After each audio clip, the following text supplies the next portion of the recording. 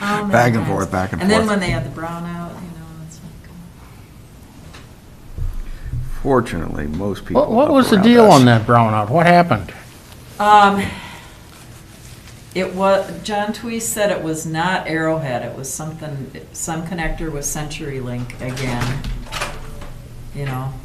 No, we've never People had were one really before that I upset worked. because they were So, losing their wells, I mean, that's the whole trouble. And, you know, he was telling people, just shut off your main breaker, don't mess around with it. when it's Charlie? around. no, well, now that I know what it is, Yeah. that's real easy, but it was making some strange reaction. I looked around the house Yeah, and they said, what's said going on? wells, refrigerators, Yeah. freezers especially, were all really vulnerable, so they said, just Yeah. shut your main off and wait. Keep your transistor radio on. Oh, light a candle and pour a glass of wine and forget it. I went down Gunflint to do a pre-evacuation order for the next day for all the campers, because they couldn't go to the VW, so they were camping all over Gunflint, so I just hopped in the boat and said, all right, I'll go get this done, and every one of them was the same. I said, hey, in case there is an evacuation, you have a radio, don't you? Remember Earl Brother, where our town, that Yeah. movie? We don't have a radio out. Every one of them said, we don't have a radio. You don't have the solar crank on, them crank it on, up. you know, it's. I said, okay, I'll come I back mean, to I get lived you. down the trail, and I've had my go bag ready forever. Application for a conditional use permit? I'll be back. That's first up, actually. Yeah. Yeah, when I looked at the agenda, that was the only one. I Be started back to sending out get my you. It's nice checklist how with that stuff works on out, it isn't it? to people that were coming up. And Earlier I this said, you summer, it wasn't know, quite like. Yeah, I assume saw you're gonna that, get turned away, that this Yeah. eventually There is were gonna some get dog checked kennel out. issues. But Yeah, you here's don't what you wanna be bring, the and last you one make behind the sure. dog kennel. You really don't want. Did I tell you about Pat Eliason, or did you see him in the meeting? I saw him in the meeting. When he walked all the way from the back to the front? Well, there is no over, No. it just keeps going. Can we come back after we've been evacuated? Go get meeting time. No. Although, our attorney. Ask the for Greenwood Minnesota people. County Security They're still not back. Has reminded us in the training that his grandmother used to tell him that anything To the that point. happens after 10 PM is of the devil, so that we should always wrap it up The, before at least 10 PM. The system that they're gonna put in place Oh, that protect people, And, where people can call in and say, Yeah. "Hey, that's gonna be great, that's gonna be a huge help." No matter what kind of emergency, Yeah. these guys work so hard on Setting it, up I was a- just really impressed. So a that's shelter gonna be home in up and running a pretty township quick. in Chisago Good, County. get that. Let's get one agenda Get item that on tweak, each. you know, especially for like people that maybe they have. I thought there was two on Board of One of them Adjustments. was dropped on the, Guy who was on the running- planning commission. Technical status, but When we did the pre-evacuation, Last week. we had a name For and years. a number. Finally got Now, the I sheriff. believe the lie. You call this person and check in that you've left. If you leave, we know. Township When board. we come back to evacuate. And And at the next meeting, you weren't there. That was, they asked Pat, limited in what they or would do. somebody mentioned it. Most of the time. Said I called and they didn't know what you were talking about. He had no idea. And Pat's like, I'll take that on my shoulders. Miscommunication. Hey Charlie, how you We'll doing? get this taken care Not of. bad, Tim, not bad. How about yourself? my son's a Can't be leader bad there today. in the summer instead of in school, he does the rider this Yeah. summer, and the 5-year-old's got COVID. So all the key people. Better than last time we were here and So we're under the smoke cloud. 3 days. Hi, Bill. That was weird walking out that night. It's like, oh, wow. Okay. We don't have a clue what you're Right, talking that about. night was the worst. Yeah, no, they had people come in for the week to manage the Y while everybody's getting tested or gone into quarantine. Yeah. 5-year-olds were in quarantine for the first day of school. Oh, well. Gee whiz.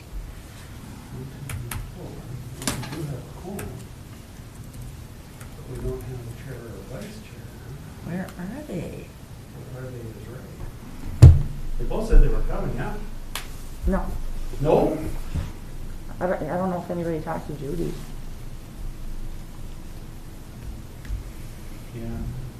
Yeah. There he is.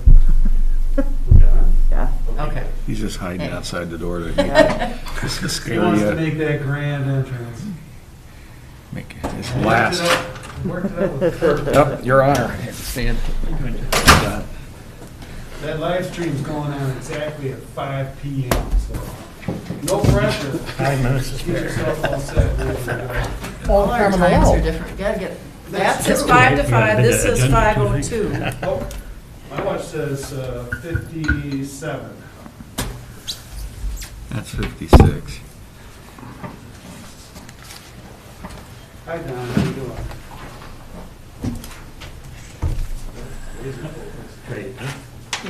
Yeah. I am gonna wanna add an agenda item really quick to the Okay. planning commission one. Oh, maybe it'll be really super long, and we'll put it in front of the. You have one item on there? Yes. Okay. All right.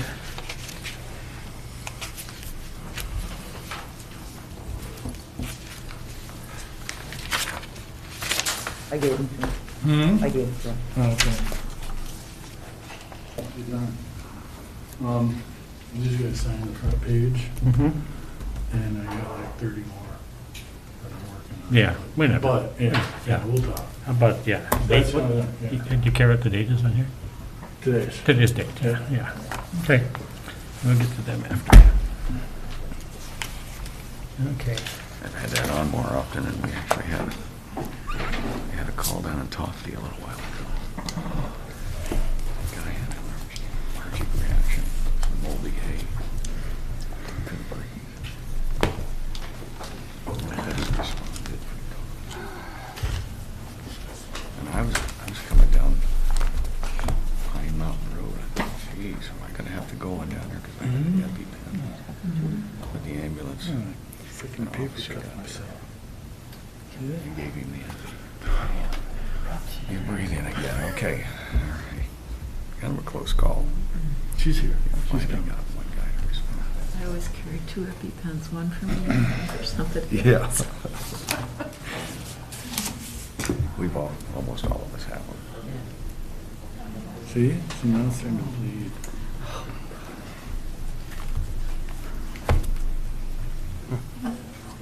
My official time is. Yeah, I'm probably with you. Yeah.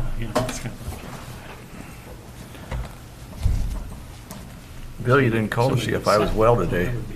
Pardon me? You didn't call me today. I wanted to make you wait. Play it hard to get, that's what I'm doing.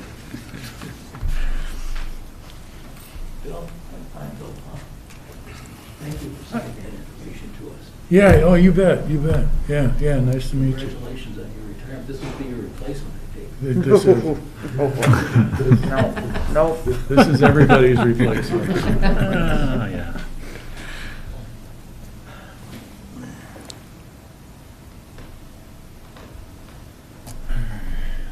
Where's this thing going? what thing? Are you not doing the? No, he's YouTubing. I'm not doing it, we've given up on the 25. So we're just going off of that? Recorder. It is, it's gonna be Okay. live streamed on YouTube and recorded, so Geez, I would have dressed for that. Oh, I should have called my hair. And my jeans are underneath the table.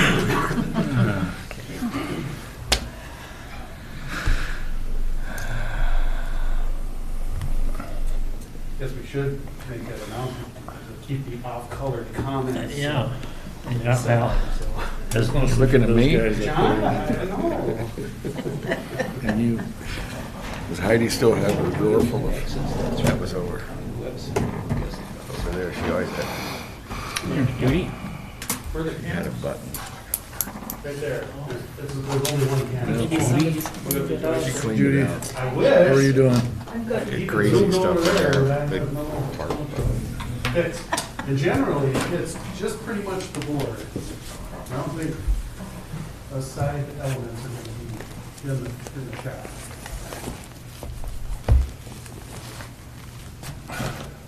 I'm just waiting for your official wall clock here, Tim. Yeah.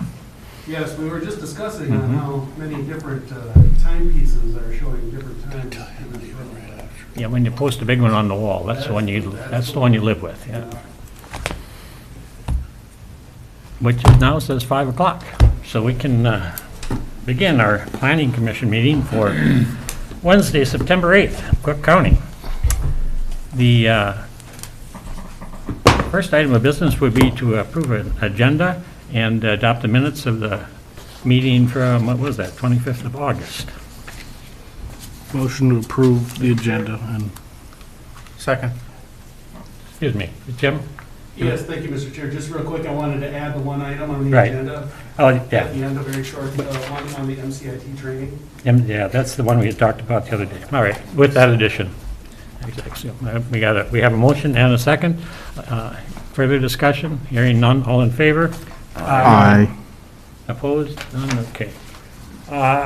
First item of business then is Sonia Helland and Scott Forboat request for a conditional use permit to establish 5 remote and rustic hike-in cabins on property adjacent to the Superior Hiking Trail and within the FAR 1 Zone District. Legal description is the southwest quarter of the northeast quarter of Section 9, Township 59 North, Range 4 West. Parcel ID is 2500911300. Mr. Lane. Thank you, Mr. Chair. Tim, Director Nelson, is that address ordinance, is that going to come after? We did the addressing ordinance last time. That's going to the Board of. Oh, Board of Commissioners. Yeah, so we're clear with that. Okay, my meetings are confused, so. Thank you, Mr. Chair. Ms. Helland and Mr. Forbert are in attendance this evening, and the property has been under Helland ownership since 2002. The parcel includes 40 acres and is entirely contained within the Forest Agriculture Recreational or FAR 1 Zone District, and private and public recreational facilities such as camping areas, golf courses, etc., are identified as conditional uses in the FAR 1 Zone District. A new excerpt from the ordinance for your reading pleasure tonight is Article 3, which is the no service zone. And that was implemented in the ordinance a number of years ago with the express intent of reducing the need for county services in remote areas. And its relevance is basically for providing services for schools and infrastructure support. But given the fact that the parcels that are under scrutiny tonight are a considerable area from any civilized portion of the county, I included that just as a reference and asked that in the consideration that the applicants do sign a letter of waiver for the no service zone area. That's something that you can decide once you get into your deliberations and decision process. Also relevant information from Article 10, including Section 10.03, which gives the criteria necessary for decisions by the Planning Commission as applied to the conditional use permit process. 10.05B in particular is relevant, and I'll read that for you, and that says that a conditional use permit may be granted upon finding all of the following. 1, the use conforms to the land use or comprehensive plan of the county. 2, the use is compatible with the existing neighborhood. 3, the use will not impede the normal and orderly development and improvement in the surrounding area of uses permitted by right in the zone district. And 4, the location and character of the proposed use is considered to be consistent with a desirable pattern of development for the area. FAR 1 zone district criteria, if you'll note on Article B, Item B, number 2, private and public recreational facilities such as camping areas, golf courses, etc., are identified as a conditional use. And that's kind of where we lumped the Forbert and Helland request tonight. There's not a real good fit, but we can kind of assume that this will be how we can slot this proposed use and request in for your consideration. I also included some excerpts from the land use guide plan, which again give reference, but not a specific recipe for use.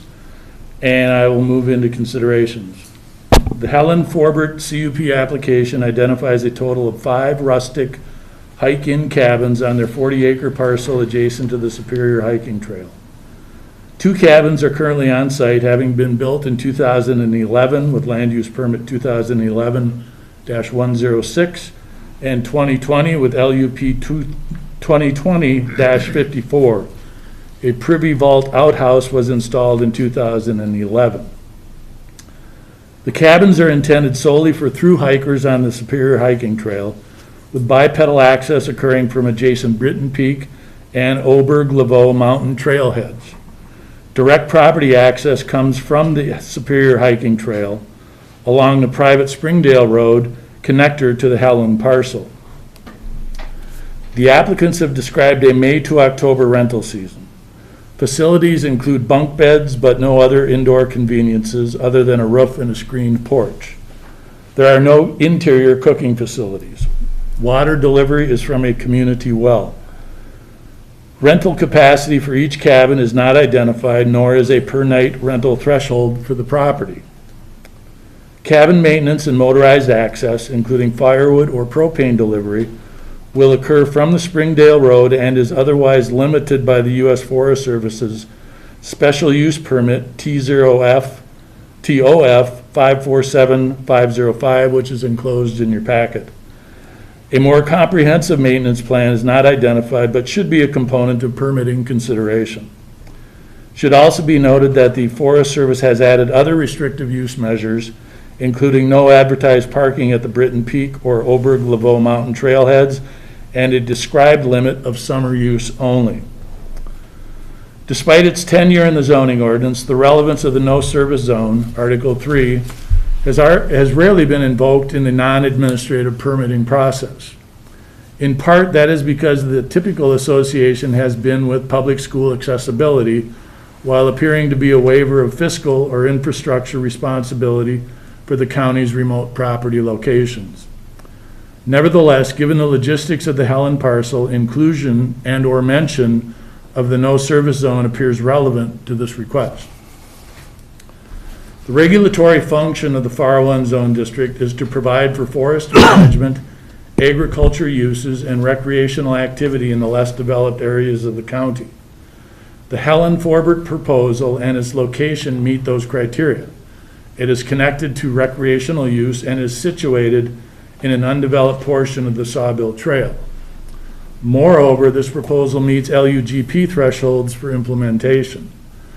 However, we do have reservations regarding the sudden appearance of 5 rental units within an undeveloped landscape, especially when it comes without the benefit of known usage patterns, maintenance requirements, infrastructure burdens, and uncertain landscape and/or aesthetic compatibility. 2 recent CUP requests may provide perspective for the county's approach to this FAR 1 use. First, Bearskin Lodge received a CUP Resolution 2020-56 for 3 winter use only ski-in cabins on an undeveloped FAR 1 parcel adjacent to Aspen Lake. Second, Linda Newman received a CUP amendment, Resolution 2021-25, to add 2 rustic cabins and 2 campsites to her FAR 1 kennel operation adjacent to the Irish Creek Road. In both cases, there was a limit placed on the number of habitable structures, and in both cases, the Planning Commission cited familiarity or awareness of the transition from a recreational to a commercial FAR 1 use. We would accordingly suggest a reduction in the number of cabins from 5 to 3, with any subsequent expansion requiring a future amendment to the conditional use permit. If approved, the following conditions may be applied to this conditional use permit request. 1, the maximum number of cabins on the property shall be 3. 2, land use and septic permits shall be approved prior to construction of cabins 3 and, if allowable, 4 and 5. 3, rentals shall be limited from May to October. 4, only foot travel is permitted for cabin renters. Motorized access shall not be allowed, other than that defined by the U.S. Forest Service Special Use Permit. 5, the property shall comply with Minnesota Rule 7080 in the Cook County Septic Ordinance. 6, cabins may not exceed 190 square feet as described in the application. 7, the applicant shall deliver documents to Land Services acknowledging items 1 and 4 of Section 3.03 of the Cook County Zoning Ordinance. And 8, the applicants are reminded of the need to adhere to all federal land use criteria as identified in the special use permit and through direct communications with the Tofty Ranger Station, Superior National Forest. We sent out 16 letters of notification. At the time of this narrative preparation, Land Services had received comments from adjacent property owners John and Suzanne Dixon, and that was included in your packet. Yeah, thanks, Bill. The applicants, want to, would you like to add anything to Bill's narrative? Sure. Come up to the table here with the microphone and have a seat and give us your name and address for the record, and go ahead. Hello, my name's Scott Forbert, 714 North 3rd Avenue West, Duluth, Minnesota. And I'm here with my wife, Sonia Helen, lives at the same address. I've been a property owner in Cook County for the past 30 years, and Sonia was a resident of Lutsen for 25 years and was a partner in a caribou cream, a maple syrup business on the Caribou Trail, and was also a 20-year member of the Lutsen Volunteer Fire Department, and so she's was quite an established member of the community. And we're here today, and we're thankful that you're listening to our proposal. And we've owned our property now for quite some time, and we've enjoyed it for many years. And we just recently retired this last June, and I was a teacher for 35 years in Duluth, and Sonia retired as a server in Chester Creek Cafe. And we knew we wanted to do something post-retirement, and we thought this cabin rental business would be the ideal thing. We love the area. We love spending time. In retirement, we plan on spending summers up in Tofty, and then we're going to move south to Duluth for the winter is the plan. So we're here tonight just to try to clear up any questions that you have about the operation. I know there wasn't a lot of detail necessarily about how the business is going to be run, and I know there were questions about total number of people staying in the cabins. And our intent is this: it's we want to run a low impact operation. We had, even when we had the 5 cabins in mind, our intent was never to have more than 10 people there renting per night. And now with the 3 cabin proposal, which we're in agreement with as far as the rental goes, we see a maximum of 3 people per cabin spending a night there. In my research, exploring the Superior Hiking Trail and usage, there are a lot of solo hikers out there, and that's a pretty large percentage of people who hike that trail are doing it solo. And we anticipate that that's going to be a measurable part of our rental business. And partners, pairs, of course, are the others. And we have no interest in renting to large groups. We want to keep things as simple as possible.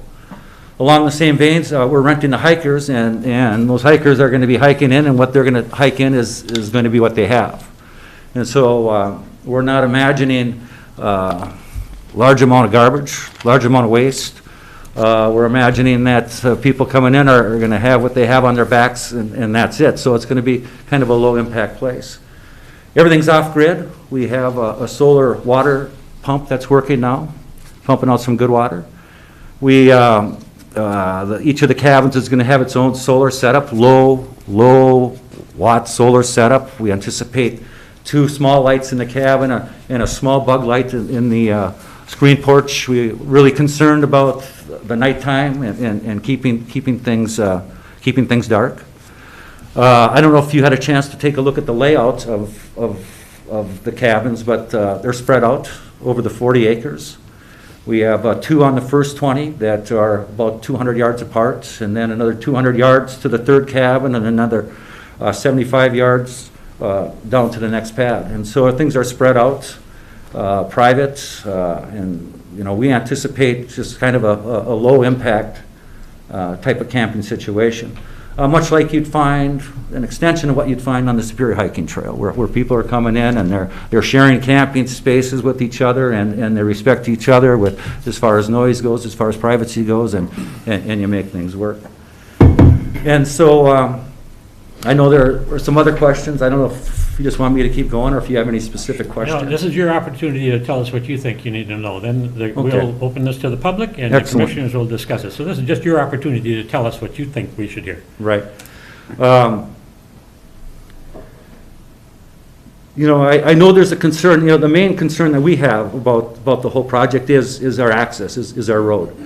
And I know there are people that are concerned about the road usage, and, you know, none of our customers, none of our guests are ever going to use that road.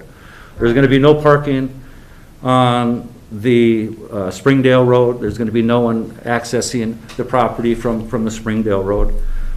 We'd be the only one using the Springdale Road. And along that same vein, one of the things I would ask tonight, after reading the suggestion that we drop down from 5 cabins to 3 cabins for rental, which we are in agreement with, but we would like to add a 4th cabin on the site where we could stay. Our initial plan was to manage the operation from, we have property on Crosswinds Landing outside of Tofty. We've built a garage there, and we plan on building a place to stay. And that was with the intent of 5 cabins, and we wouldn't necessarily have the space up on top to manage. But now with the 3 cabins, we now have a location that would be usable for a cabin where we could stay in and we could manage the property, and it would greatly reduce us having to go up and down our road, which is, I'm sure John's here tonight. We share the road with John, and I'm sure he's going to tell you it's a fragile road. We've taken care of it for many, many years, and we plan on taking care of it. Matter of fact, it's even more important to us now than ever. It's our lifeline to our business, and we have no intent on ruining that road. We have no intent on doing anything that's going to cause damage to that road.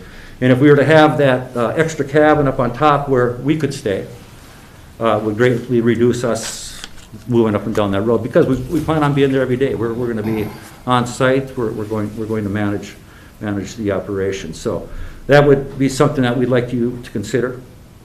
There is plenty of space for it. I'm not sure quite how the zoning works. I think in 20-acre, you know, we have a 40-acre parcel, and we have a cabin and a guest cabin on 120, cabin and a guest cabin on the other 20. I'm not sure if that works or not. But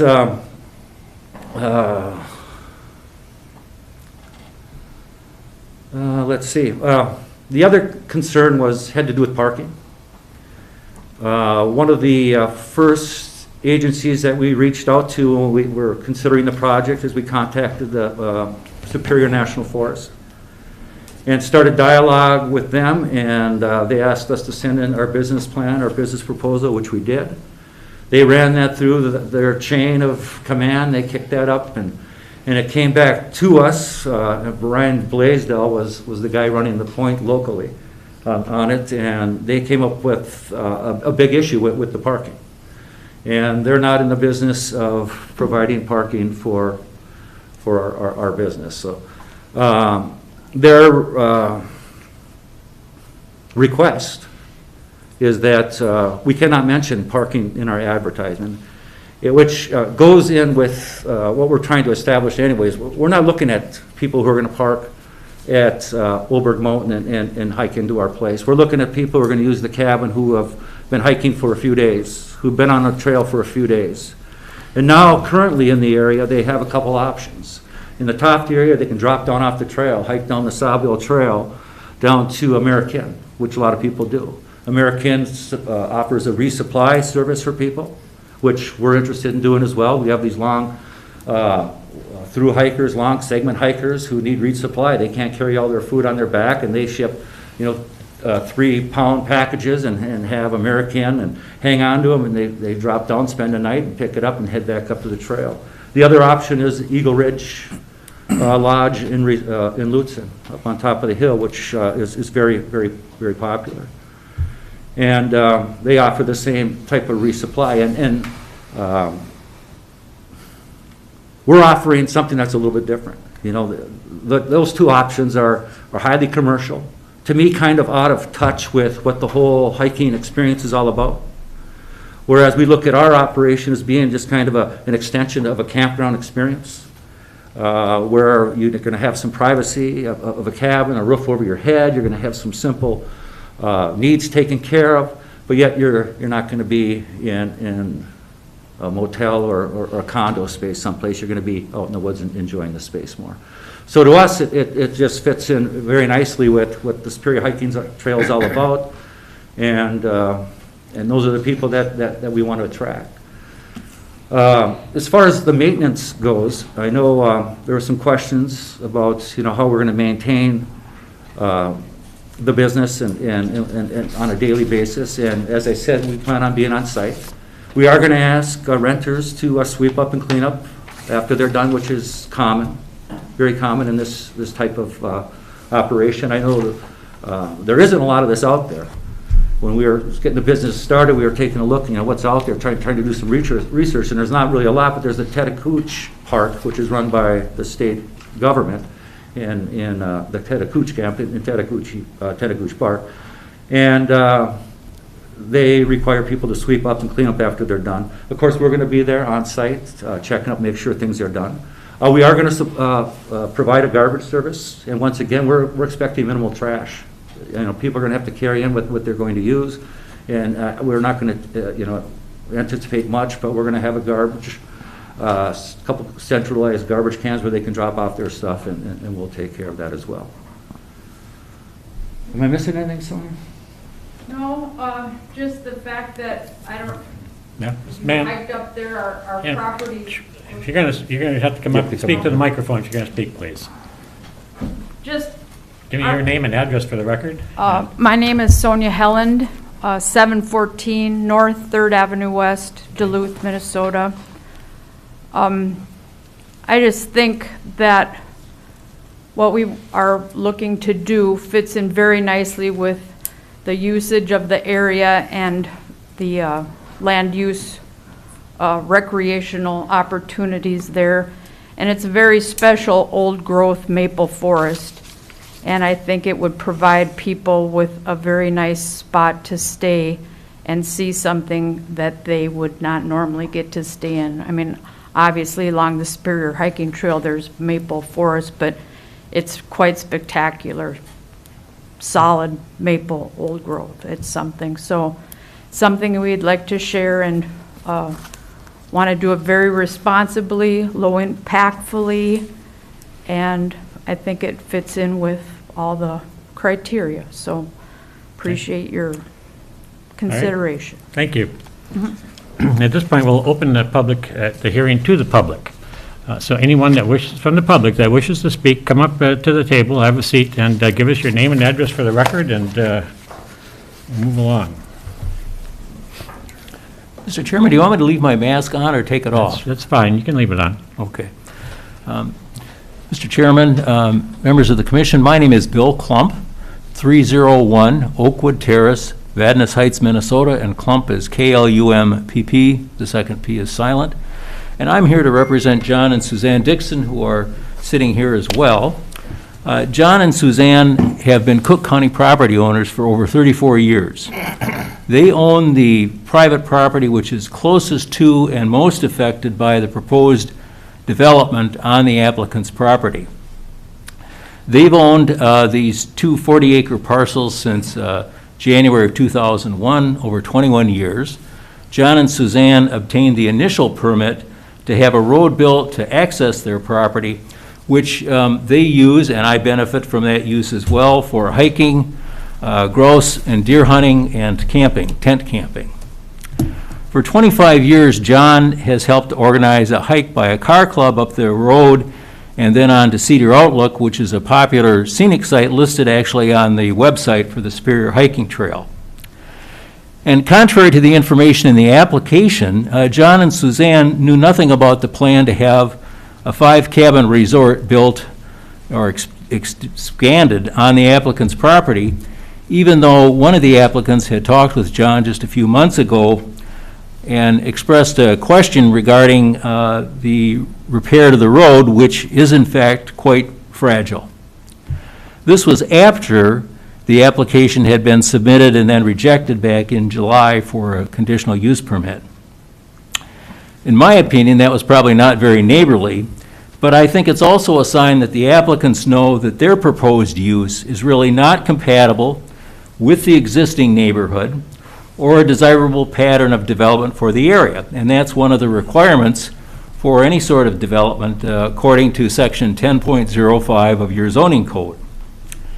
Now, John and Suzanne sent a letter to you, which was filed electronically on August 31st, before they'd had a copy of the application, which both John and I requested, I think, back on August 25 or 26.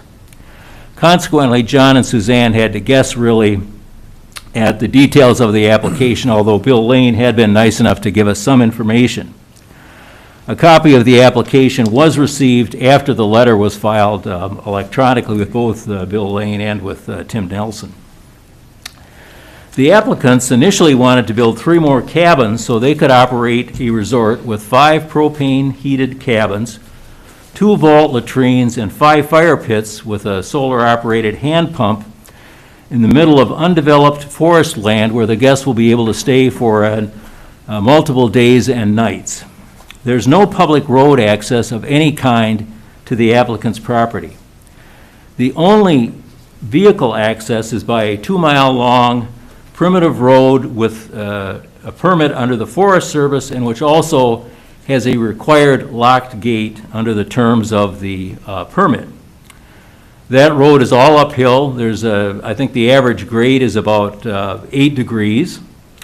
So having hiked most of the way up there, particularly during deer season, that's about, I would guess, to the applicant's property, 30 to 45 minutes walk, depending how fast you're going to walk and maybe what kind of load you're carrying. Now, that road, and I've been going up there for about 20 years myself, has never been usable for a passenger car. It's really only usable by 4-wheel drive trucks or SUVs when the road is, for the most part, dry, and is usable by an ATV only when there's no snow of any depth on the road. In fact, as John pointed out in the letter, at one point early on, they'd had the road plowed, and then they were informed by the Forest Service there'd been a complaint, I think because the plow, there's a cross-country trail, snowmobile trail, and the Superior Hiking Trail actually all cross this road at some point. I think the banks created a problem for the skiers, I think it was. So they said no more road plowing. One of the questions that I don't think the applicants have answered is exactly where are people going to park where they actually have permission to park. Now, Section 10.02 of your zoning code allows a conditional use permit to be denied if the number, the location, and the activity are injurious to public health, safety, or general welfare, or is inconsistent with the comprehensive plan. So let's look at the number, location, and the activity. There's going to be 5 fire pits with firewood being provided. In the application, there was no indication there was going to be anybody present 24/7. Apparently now it sounds like they want to build a permanent residence on the property.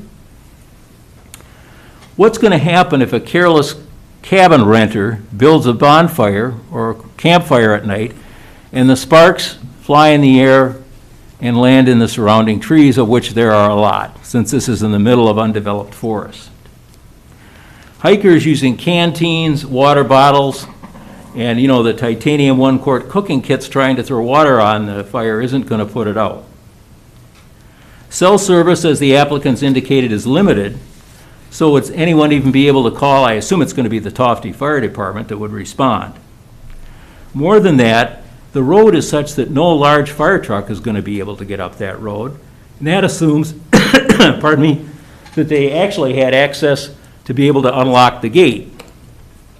Excuse me.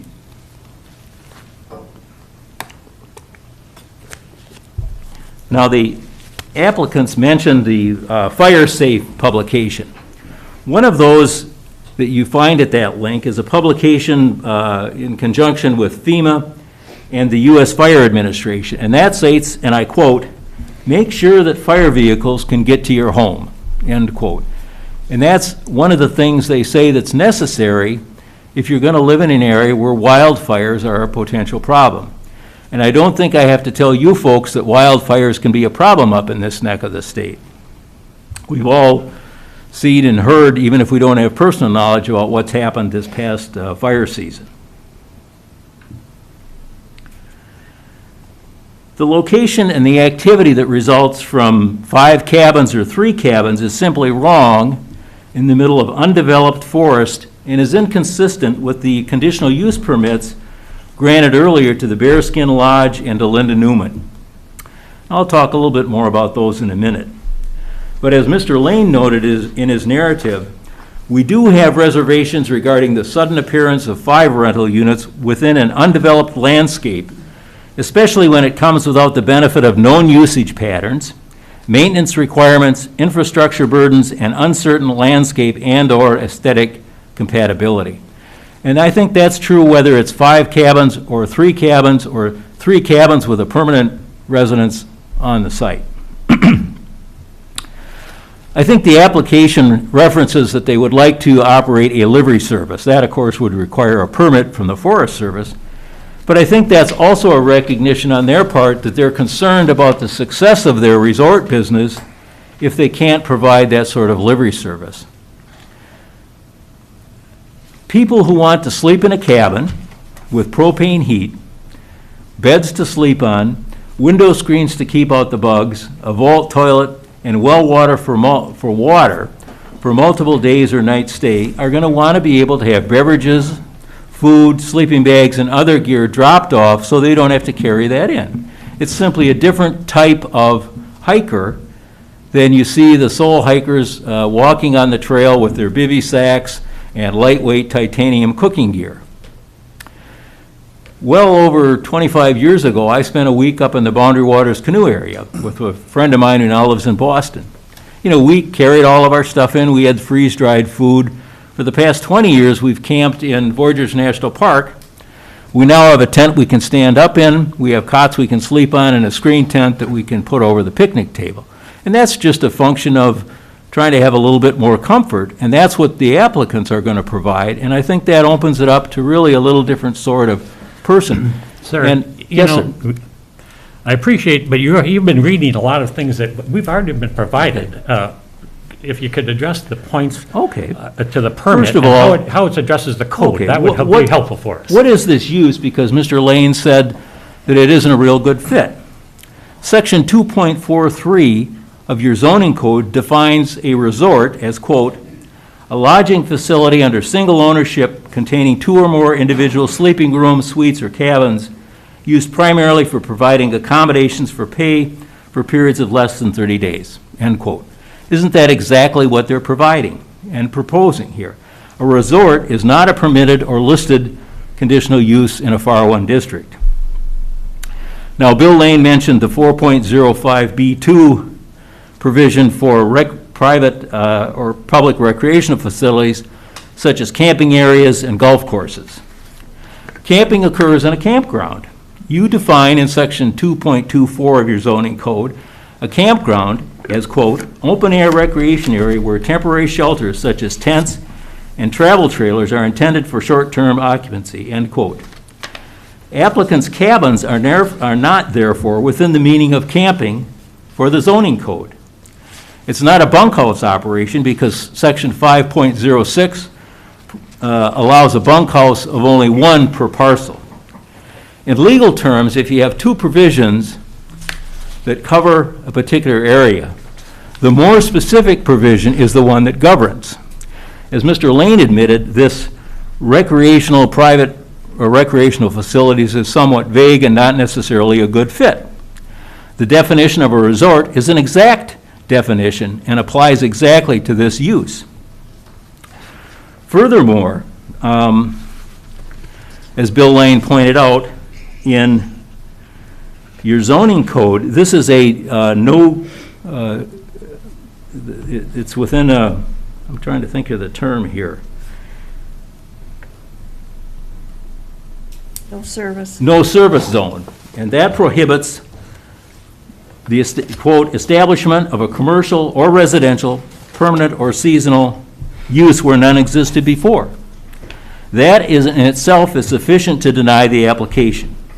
We recognize under 3.03B, you can grant a waiver, but only if the other requirements have been met. And in this case, they have not met those other things, and the burden is on them. Now, there were 2 applications received, and you did grant conditional use permits to the Bearskin Lodge and to Linda Newman. They're very different from what's proposed here. The Bearskin Lodge parcel is just 1 kilometer, 5/8 of a mile from a huge commercial resort that has a store, 4 lodges, and 11, what I would say, luxurious cabins. There's also a nearby campground with 4 rustic cabins and about 30 sites for tents and RVs. The 3 cabins proposed were more rustic than those being proposed here. They had no water, no propane heat, and no cooking or eating facilities. No services were going to be provided, and were limited in use to the snow months. Therefore, there was very little fire danger, unlike the applicant's proposal. The cabins were right by a privately maintained ski trail and were going to be serviced by the already existing private trail grooming operation. The property itself is close to the Bearskin Road, which is open year-round, and to the Gunflint Trail. The applicants there had a long history of a successful resort operation, and the related businesses were staffed 24/7. Also, as noted in that report by Mr. Lane, the surrounding land area was changing. The Linda Newman amended a conditional use permit that allowed 2 cabins to be built on the same lot as her primary residence, out of which she ran her sled dog operation, under a previously granted permit that was for a hostel and private recreational facility. The location of the 2 cabins was on property with frontage on Irish Creek Road, which was a year-round road. She had several years of related business experience and demonstrated the need for additional lodging for visitors. All other properties within a mile were either state or federal land or 1 isolated neighbor. No objections were made. In this case, the road is, I think, very important here because it just can't support the kind of traffic that the applicant's use is going to generate. It's all uphill. When it's wet, which is always going to be the case in May and often in October, you get ruts in the road, you get erosion, that all runs downhill into the creek, which is at the start of the road. If the applicant's property were right next to the Sawbill Trail, this would be a whole different matter, but it's not. It's located in undeveloped forest land without any road access. So we ask that you folks on the Planning Commission recommend denial of the conditional use permit on the grounds that the applicants have not shown, as they are required to do, that the proposed use is compatible with the existing undeveloped neighborhood and have not shown that the location and character is consistent with a desirable pattern of development for the area, which is required under 10.05 of your zoning code. Nor have they shown that the proposed use, given the number, location, and activity of the business, will not harm public health, safety, or general welfare. The fire danger is real, and the location and the number of cabins in the middle of undeveloped forest land is simply not appropriate. If you do decide to grant this permit, we would ask that you limit the business on it to the 2 cabins already there. Keep in mind the applicants have no relevant resort operation experience, unlike the Bearskin Lodge, which has been there for a long time and very successful, and Ms. Newman. Require them to rebuild the road so that it can withstand the kind of traffic this use is going to generate. We would ask that it be at least sufficient so that fire engines can get up there in case there is a fire. In addition, we ask that you impose the other conditions that John and Suzanne put in their letter and those that Mr. Lane put in his report to the commission. Thanks very much. I'd be happy to answer any questions if you have some. Thank you. Now, at this point, is there anyone else from the public that wishes to speak to this matter? Okay, hearing none, we're going to close the public hearing portion of it. We'll turn to commissioners and they may have questions. Thoughts, concerns? When we're talking about 3 cabins, are we talking about 3 additional or the 2 that are there and 1 more? My understanding is there are 2 existing cabins. There's an application to construct 3 more cabins. Mr. Lane has suggested that they limit that to 1 additional cabin, And the applicants have agreed to that, although then they have made a change and said, well, but we'd like to have one to live in as well. I'm not sure how that was going to work within this application. That's not what the application calls for, but Okay, and these will require building permits, correct? Yes, land use permits. So how do we get around the no service zone and allow building permits? It's just a function of the zoning at that point. It's administrative, they make the call? For, The leader has muted your line. To unmute your line, press #6. thank you, Well, the Leader. first thing that it says on a no service zone is you can't do anything that requires a building permit. I know people are building cabins on no service zone all over the place. Yeah. And I would Yeah, defer Tim, to Director Nelson on that. Yeah. Go ahead. Mr. Chair, Commissioner Matschbacher. That no service zone was put in, the ordinance a very, very long time ago, and predominantly it was put in there not to limit any kind of emergency services or response services, but it was really tailored towards a lowered expectations for school bus services and other kind of I know. social factors. I was there when it was put in. Okay. So essentially, in this time, we have allowed many dwellings, many cabins, many structures to be built. All we've required is that waiver to basically be signed that indicates it's kind of a notification stating that the property owner understands that they are in a no service zone and that they may not, or they should have lesser expectations for the level of services that are provided. So if they sign that, then you waive the, Yes. okay, got that. I think it's a great idea. I'm wondering if the parking, that seems to be the big issue with the road. And we've got one saying they're not using the road any more than they are now. well, there's an agreement with the Forest Service Mm-hmm. to be there, and that says they cannot advertise parking or tell anyone to park there. Beyond that, I don't know what controls we have. We Okay. can't go police parking lots. Well, they also own a lot at the airport sites, Yeah. which they could use that as a place for people to park and, I don't think the. HOA is not going to do that. Okay. My understanding of the application is that they are applying for the hike-through travelers. Right. I know there are many of them. I have relatives that do that. I wish they'd use a cabin like that more and often. they're not carrying a little knapsack, they're carrying half Yeah. the house on their backs. Yeah. I have Yeah. them go by me all the time, Yeah, hiking So- down to the road. I think it's a great service and, how many, so they have two 20-acre parcels, They have 240s. no, 220 on 140. One We're only is, talking about the 140. Yeah, they have 240s adjacent to each other. Right, so they could put two structures, if they sign the waiver. They could put a guest cabin and a house. Am I correct? Yes, from FAR 1, yeah. The Bar One Zone District, you can, yeah, it's 1 for 20, so you can have a guest, or a house and a guest cabin. On the 20. And so there's a total of 4 residential units that are allowed. On 220s, yeah. That's That'd be And correct. You can have all the friends and relatives you want using the road. It's the for pay where it becomes commercial.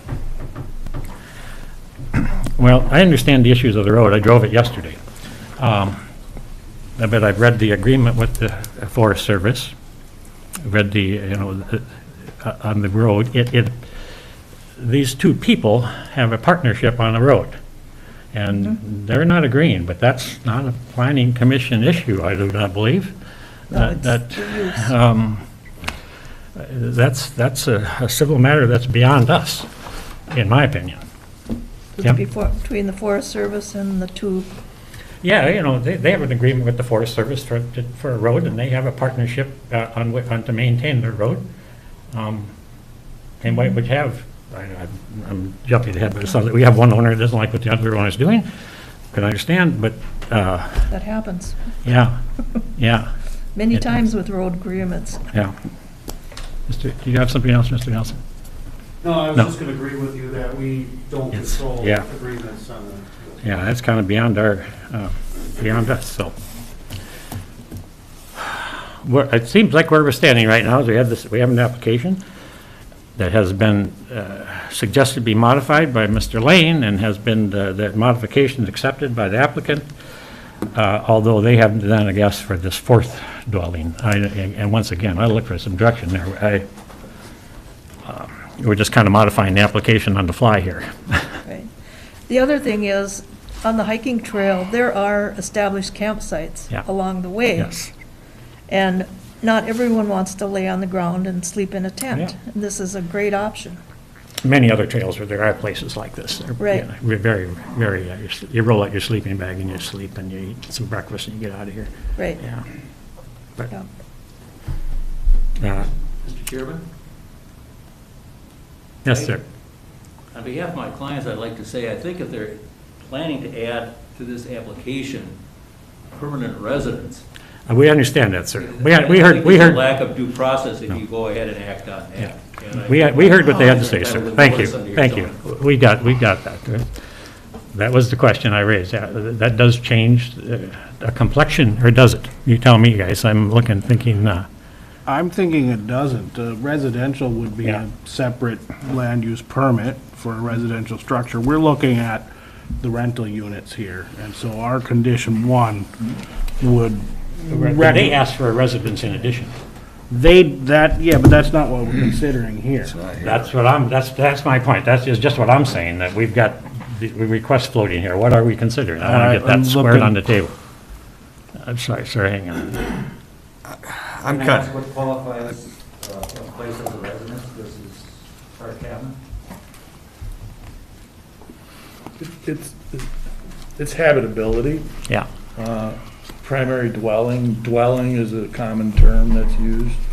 And just to clarify the residential use, if they decide they want to build a house there, the county's requirement is that you have a land use permit and septic compliance.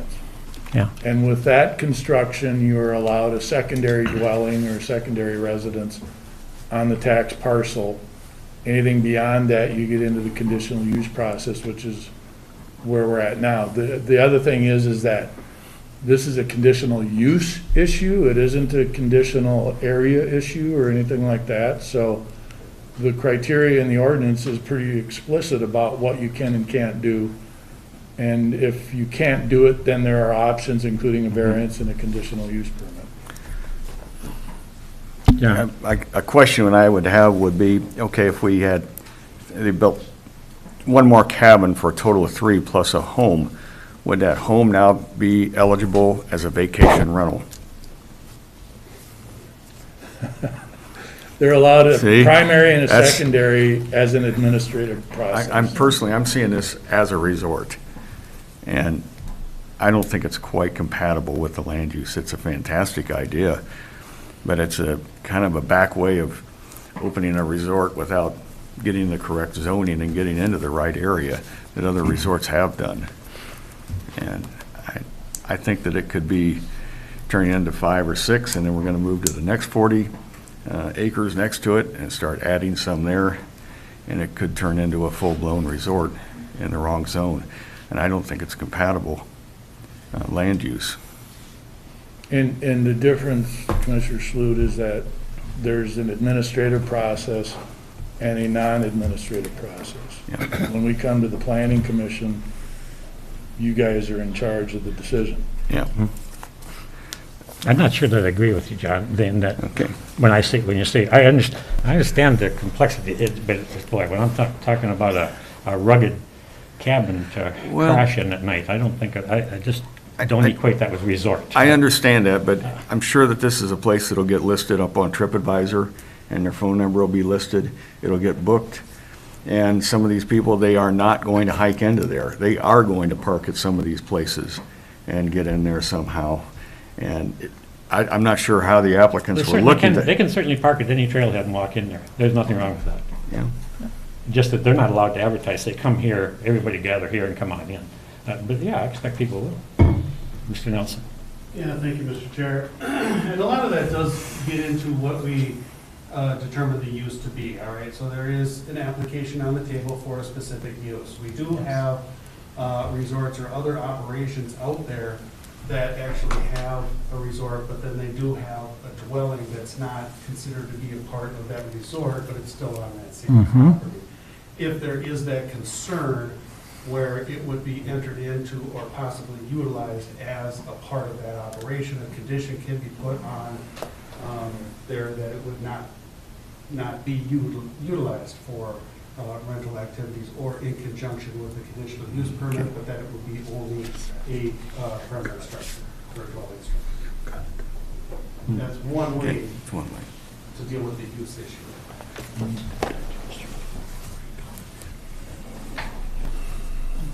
So whatever is permitted in a FAR 1 zone is applicable if they sign the waiver for the no service zone. Am I correct in that understanding? And vacation rental is a permitted use. And temporary recreational vehicles? And my point is, it's another way to add another cabin, kind of under the radar with us, of their ability to do that. There you have somebody in the audience who wants to speak. Good, sir. Come up to the microphone. We'd have no intention of doing a Airbnb or anything with that additional cabin. That would be a place for us, a home base. And I know there was talk, maybe we could use one of the other cabins as a home base if it wasn't being rented. And just the logistics of that, we would need, staying there. And I don't want to see it as a residence, I don't know, it's a cabin, but we'd need a little bit more to stay there, a little cooking area and stuff like that, so we need something more. And as far as that other 40 goes, we have no intention of doing anything with that other 40. That's going to sit there and it's going to be unused. Currently, the Hogback Ski Trail actually goes through that 40. I mean, we're in kind of a partnership with the Sugar Bush Trail Association already. They go through the corner of our 40, and we have no problems with it. And as far as it being an undeveloped area, certainly as far as dwellings goes. Yeah, we're not going to go back and forth on the development, undevelopment. Okay, we all understand Yeah, that. you understand what the we all heard the issues. Yep. I just want to make clear that we have no intention of it. I understand. And the only thing in this application is dealing with the 140. We're not talking, you happen to have two, but that doesn't matter at this point. We're talking about the one. I have another question for Tim. When the time comes where they want to sell this 40, does the conditional use go with the 40? Madam Chair, Commissioner Monchbacher, conditional uses by law actually do run with the property. There's the two levels of permits, conditional and interim use permits. Right. We do have that flexibility to be able to process it as an interim use permit, and we could make a condition that it would be expired or have to be renewed upon the sale of the property. But conditional use permits by law do run with the property. Okay. Unless they are not utilized for a period of 12 months at Okay. one time. All right. Other questions, motions, thoughts? Charlie? The concern about a residence or would changing condition 1 to read the maximum number of rental cabins define that enough that? I'm sorry, I didn't hear that. Charlie is suggesting you could change the condition to, say, a maximum number of rental cabins is 3 if they built 4. That's up to you guys. Does that kind of? You've got limits the ingredients. Yeah, if limiting the rentals is the goal, that does that, and does allow an additional building, or them to apply for additional building. This doesn't get anybody any buildings. It would allow them to apply for their residence later. Without opening this conditional use permit. Right, and I would also indicate or get an indication from the applicant that they agree to that condition, which helps protect the. Folks, you understand what we're saying here? That the discussion is if there was if we did approve 4 structures, the potential for 4 structures, you don't have it, you got to build them. You got to get permits and build them. But that we would have a condition that also says there will be only 3 rental units allowed on the property. Mr. Chairman, are the number of people in each cabin under what's being proposed? No, unlimited? sir. No, we're not talking about the number of people. That's not a requirement here. No. I mean, my thought is changing that and then reading these other proposed conditions, that they do spell it out pretty well. Pretty well.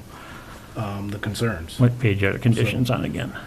We're on page, where are we? 7. 7. 7. Yeah. No, I'm way down the road here, yeah. Okay, And that would be the one thought I would, is just add the maximum number of rental cabins. In my mind, I think deals with allows for that potential of a residence. yes, just change that, so in number 1, the maximum number of rental cabins on the property shall be 3. And then they can, later on, if need be, apply for something if they choose to. So and just to clarify, and I'm pretty sure Tim is thinking the same thing here. If you allow that as a condition, rental cabins at 3, then any additional construction is going to require a conditional use permit to allow greater than a primary and a secondary residence, right? If you run into 4, if there are 220s, and this is my understanding, and I guess I should have read it more, but if you have 220s with a primary and a guest on each one, which would be a total of 4, which you can do without a conditional use. But they'd have to subdivide their property. Because right now it's a 40. Otherwise it would be 3, you are correct. Yeah, it's a 40 So rate. it would be, that would be the same as what it is right now. Yeah. But as a standalone quarter section, it's one parcel. Yes. You understand what he's saying, folks? Yeah, all right. Okay. Other thoughts, questions, motions?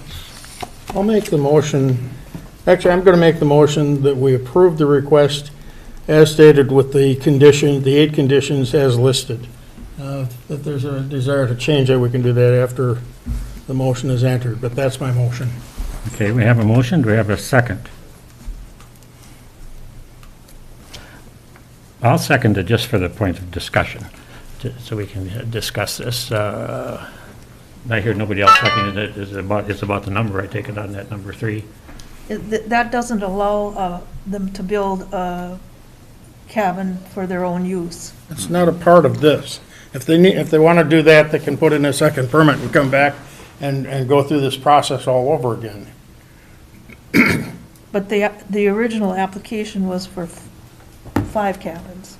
Right, and this would limit it to 3, although Jerry's saying they would need to reapply for a 4th if they wanted the 4th, and they're saying they're here for the 4th today. So, I understand we are, Jerry. I think we should allow them to come in and get a building permit to put a primary residence there. Okay. Because, I mean, as far as supervision, it's much better to have them on-site than off-site. I don't disagree. And again, once I second it, just so we have this discussion and get it on the table. Yeah. So then would we just amend number 1 to 3 let's, rentals and 1 primary? Let's vote down the motion that's on, or vote the motion that's on the table. We have a motion for the 8 conditions as listed, and we have a second. We've had conversation. Charlie, do you have more to add to The that? motion is amendable. I just have one more clarification. Amendment, yes. If we were to, well, the idea of adding the word rental, does that then, in this condition, not allow the hypothetical primary residence to be a VRBO as a separate? It would be that this would limit to only 3 structures on the property being allowed to be rented. Is that correct? But it says maximum number of cabins on the That property was shall what be I was- 3. That says how, that's all you can have, so you can't rent more than that. Which means they couldn't rent the house as a VRBO or, They'd have to come back in if they were As a to build another separate structure, it would be an additional structure. that was my question. Everybody, you agreeing, does that making sense? Yeah, yeah. That's where the motion stands then. These I- 3. I just still see this as a resort, and it's gonna open up a box that we may not wanna face down the road, but it's the will of the group. And I'm going to object to that description. I'm afraid we're gonna open I up a don't Pandora's think it makes box. that, well, go ahead, Eileen. I just want to clarify, is your motion for as written? As written. My motion Not was with as any written. As written. So. No if modifications. Somebody wanted to make Make an sure I'm amendment. clear. Do you want to? This is what they want to amend. Well, we should vote on what's Well, already. we could amend the motion. Could we amend, I mean, Yes. my we could. preference would be to add that word rental in condition 1. I'm Okay, certainly. are you making a motion to amend?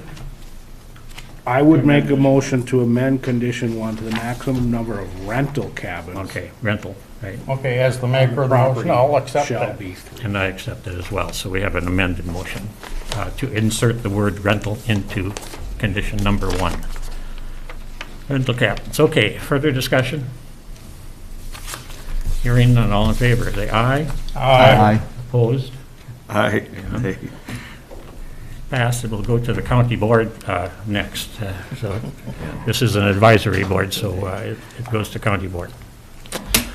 Okay, we are going to, we're going to have another item here, Tim, aren't we?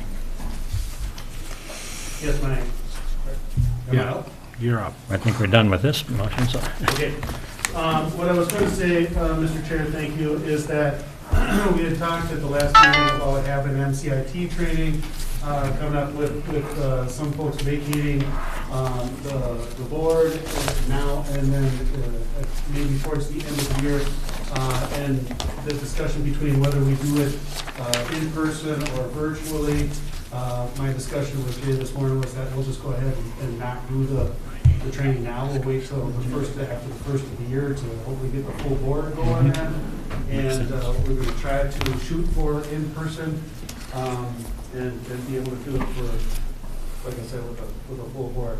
We actually only had 2 people who participated in the survey I sent out, so thanks to the 2. And then the only other item, Mr. Chair, was, as also as part of that email that I had sent out, we're looking to push our regular meeting date for October is set for October 13th, that Wednesday. Because of some timing issues and such, we'd like to try to push that off to the 20th, which is just one week, not to have 2 meetings in a month, but just to push the meeting from the 13th to the 20th, and it would be the regular meeting of the Planning Commission Board of Adjustment. Looks all right with that? Does that work? 23rd? I see no one saying no. 20th. 20th, excuse me, 13th to 21st. 23rd. Yeah, 20th. I'm not coming, I don't care. And so the September 25th is off the table. September 25th was not, it's the. No, that's The 27th or trade- whatever it 27th. was. September 27th is canceled, Okay. and so September 20th will be the next time. October 20th will be your, October. October 20th will be the next meeting of the Planning Commission. That is, Yes, sir. thank you, Mr. Chair. Okay, I move we adjourn. we have a motion to adjourn by Judy, and a second by Jerry. All in favor? Aye. Opposed? All Great. right. Get back up the trail. Oh, yeah. We're shorthanded on the fire. You're on another, this is the next meeting. Oh, Yeah. We have to adjourn one meeting before we start the next. Okay. We haven't forgotten you. We're confused, okay. I know. Sorry. I imagine. Ambulance guy. There's more. Yes. You bet, thank you. He gets lost. Well, at least keep them away. I know. We'll see you on Zoom maybe next Friday. first. Just, you don't come to a board like this and tell us what we already know. You know, point out all the details. Anyway. Just, we've been doing this. You We missed know that there are, You missed Same thing. Okay, we will call the Wednesday, September 8th Board of Adjustment meeting for Cook County to order. And let's see, Mr. Nelson, are you taking care of this one? Actually, Mr. Lane is here for the first time. He is, all right. Well, he'll be back in a moment. I will read it. Lovebird Lodging, Inc., doing business. To approve our agenda in minutes. Oh, I didn't, I skipped right over it. I'm ready to want to get out of here, didn't I? Motion to approve the. We have a motion by Charlie and a second by I second. Adam. Aye, in favor, say aye. Aye. In favor, okay, we're good. All right, back to Lovebird. Lovebird Lodging, Inc., doing business as Devil Track Lake Cabins, has a request for an after-the-fact variance from the property line setback to retain building modification and request for a variance from the property line setback to construct a deck on property adjacent to Devil Track Lake. Legal description is Lot 2, Devil Track Acres Plat. PID is 52-262-0020.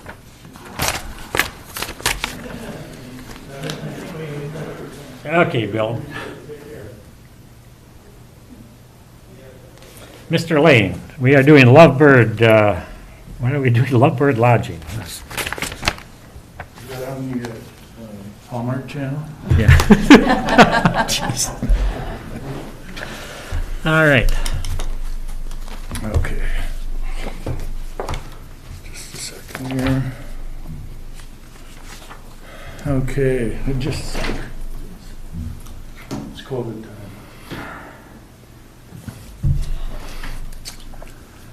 Okay, this is case 2021-26V, and Lovebird Lodging Incorporated purchased this property in 2019. Property is the site of the former Beaches Resort and historic presence on Devil Track Lake since the 1920s. Property is contained within the Resort Commercial Residential, or RCR zone district. RCR zoning includes 50-foot side and rear lot line setbacks. Devil Track Lake is categorized as a recreational development, RD lake. Couple of definitions: deck attached, a horizontal platform, any part of which is more than 12 inches off the ground, except railings or seats, attached or adjacent and functionally related to a building or recreational vehicle. That's from the Cook County Zoning Ordinance, Article 2, Section 2.30. Setback is the minimum horizontal distance between where a structure may be placed and the normal high water mark, road center line, road right-of-way, front side or rear lot line, well, sewage, soil absorption, and or soil treatment area. That's Article 2, Section 2.76. Shoreland are all lands located within the following distance from the normal high water mark of a public water, except within the North Shore Management Planning Area, 1,000 feet from a lake, pond, or flowage, and 300 feet from a river or stream. That's Section 2.78. Structure is anything more than 30 inches placed, constructed, erected, including portable buildings, mobile homes, and signs, fences, utility poles, lawn lights, antenna, and related minor equipment shall not be considered structures, Section 2.83. I included the criteria from Article 7 of the Cook County Zoning Ordinance, which is our shoreland component, and also items from Article 9, which are the continuance and discontinuance criteria, and deck additions at a residential non-conforming use. The deck shall have no sidewalls or roof. The deck shall not exceed 8 feet in depth, and the closest point of the deck addition from the nearest normal high water mark shall be no closer than 50% of the required setback in the zone district. Zoning and variance criteria are identified, and those are excerpted from Article 14. You have the zoning ordinance criteria for the Resort Commercial Residential Zone District, and also excerpts from the Land Use Guide Plan and for considerations. The Lovebird LLC Devil Track Lake Cabins property is the former location of Beachy's Resort, an historic resort operation in Cook County whose origins stretch back to the 1920s. A portion of the resort was converted into residential properties in 1992 as part of the Devil Track Acres Plat, with the resort itself separated from the residential plat as Devil Track Lake Cabins. The property includes 5 cabins, 4 of which are currently part of Devil Track Lake Cabins rental inventory, and 1 of which is the resort owner's residence. As part of a July 2021 site visit, Land Services noted new construction on the owner's residence, including new roofing and extension of the westernmost roof line, creating a notable structural overhang. An evaluation of new construction revealed it was within the 50-foot side lot setback, and as such, after-the-fact permit and variance processes were established for the applicants as a regulatory requirement. The regulatory history of the property is less apparent than its recreational history. 2 variances were noted, one in 1990 for an addition to cabin number 5, and one in 1993 for modification to cabin number 6. Both variances were for relief from the shoreline setback. A 2018 septic inspection revealed a failing system, which Lovebird LLC is now correcting with the installation of a new system. No other permitting histories were discovered. Given its small size and at-capacity rental operations, the best thing about the Lovebird LLC after-the-fact process is they worked with the structures already on the property. Moreover, the owner's residence does not encroach on the shoreline setback, suggesting minimal resource or Article 7 concerns. As presented, the already built overhang, which is an after-the-fact process, would cover a proposed 5-foot by 24-foot or 120 square foot deck beneath the newly constructed overhang. This would occur with a 38-foot setback from the western property line, and as a reminder, that is a 50-foot zone district setback.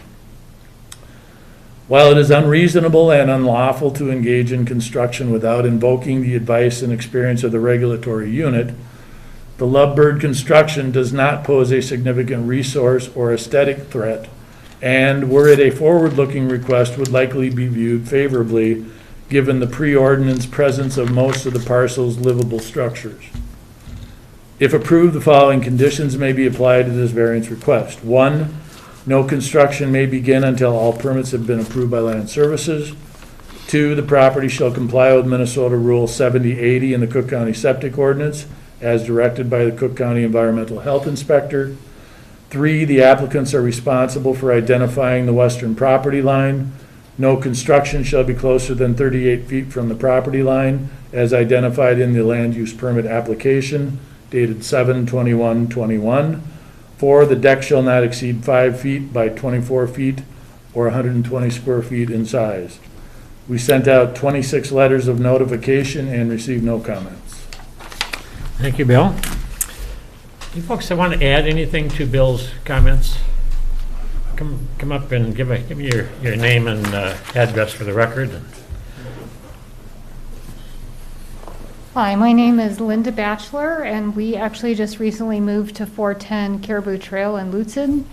We've been managing the resort from Colorado and have now recently become actually permanent residents here. Really, I only want to add that I apologize. When we were going to do the roof, I did call and ask about permits, but I didn't realize the cantilever changed the shape of the cabin. So when I asked about it, do I need a permit for a roof? And they said no. That was completely my mistake, and we did add the cantilever. It is on there. And so I just apologize for having to do the after the fact because I misunderstood. Okay. I figured the deck underneath, that was land use, but the cantilever was not. So we hope you approve it. The roof is on there, and we do need it. It does make that cabin more useful. We do try to maintain a residence there, so guests, when they need help, have someone there on site. So thank you for. Okay, thank you. Anyone from the public? I see no one. There's no one to speak to this matter. We don't have any. We're not doing the online, or are we online? Call line is open. It is open. We haven't had anybody, and we don't have anybody there now.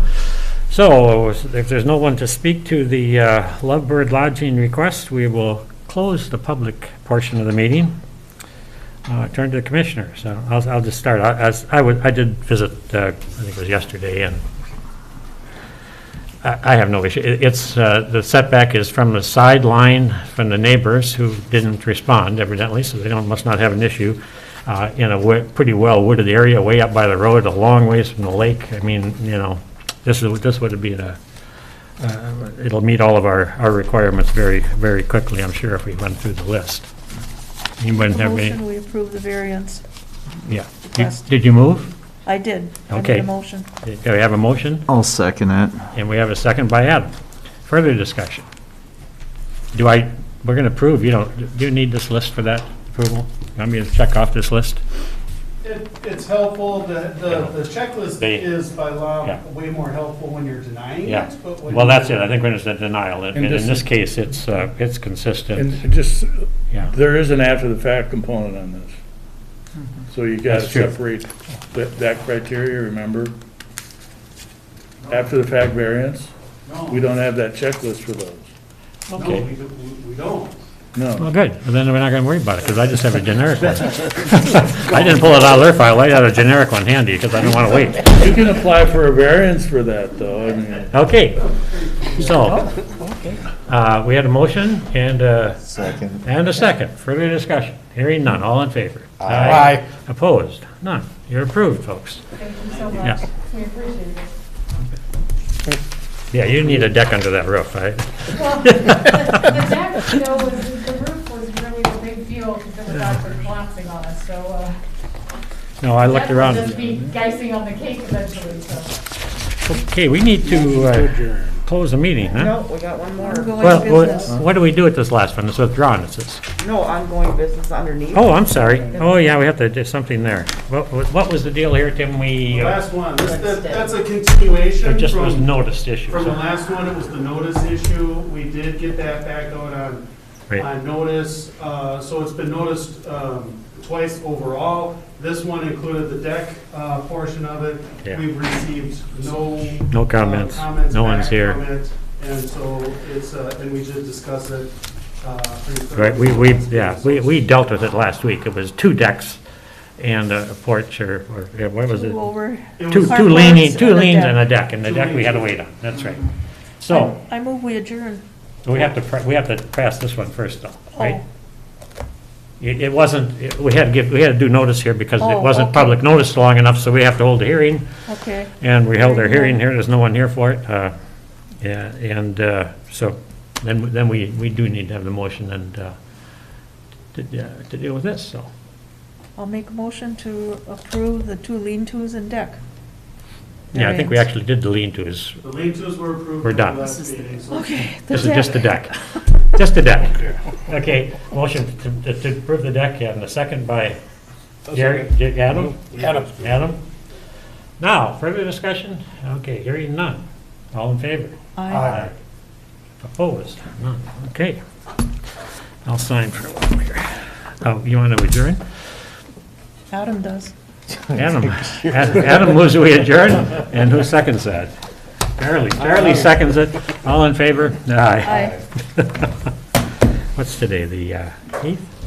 It is the 8th. 8th. September.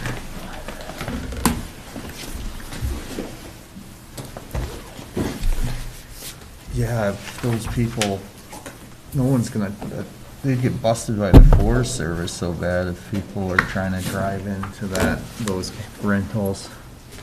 How Forest Service cracks down on people about stuff like that. Yeah, they're gonna have a really hard time if they think they're driving back to this place. It's a long ways in there, I'll tell you what. I went back there, and I'm glad that gate was open, because I thought, well, I'll take a hike. I put my hiking boots on, I think I'll hike in there.